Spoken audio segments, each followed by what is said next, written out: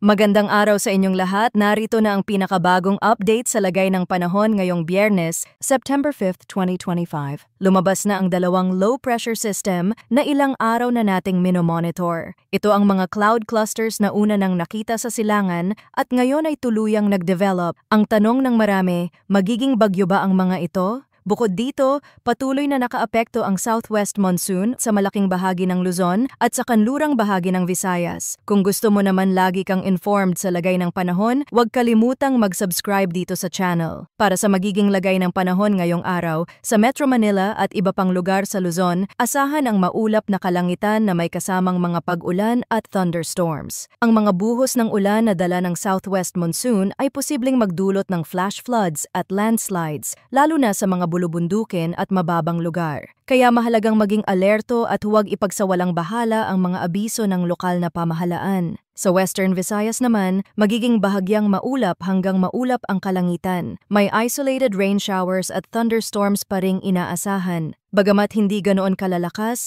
maaari pa ring magdulot ng panganib kung tatagal at lalakas ang ulan. Dapat ay laging may dalang payong o raincoat ang mga lalabas upang makaiwas sa abala. Samantala, sa natitirang bahagi ng bansa, particular sa Mindanao at iba pang bahagi ng Visayas, partly cloudy hanggang cloudy skies ang mararanasan na may localized thunderstorms. Ang ganitong mga thunderstorm ay biglaan at kadalasan ay malalakas, kaya't may posibilidad ng pagbaha kahit sa mga lugar na hindi karaniwang binabaha. Sa lagay ng hangin at karagatan, sa western section ng Luzon, banayad hanggang katamtaman ang ihip ng hangin mula southwest hanggang southeast. Ang taas ng alon ay nasa 0.6 hanggang 1.8 meters. Sa northern section ng Luzon, banayad hanggang katamtaman ang hangin mula northeast hanggang east, na may taas din ng alon na 0.6 hanggang 1.8 meters. Sa natitirang bahagi ng bansa, banayad hanggang katamtaman ang hangin mula southeast hanggang southwest na may taas ng alon na 0.6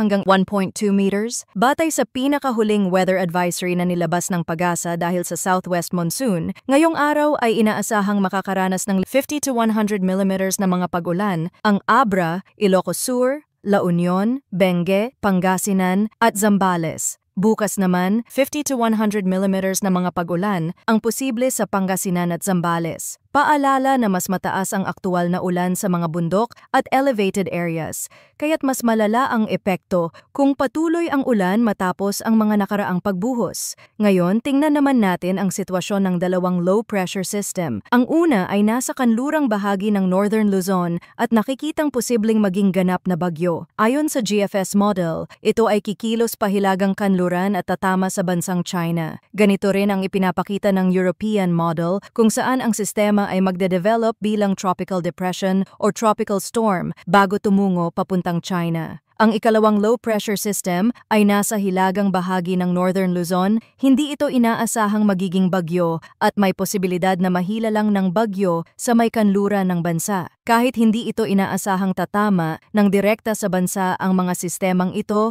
pareho pa rin nilang hinahatak ang southwest monsoon. Ibig sabihin, patuloy na mararanasan ang malalakas na ulan sa ilang bahagi ng bansa sa mga susunod na araw.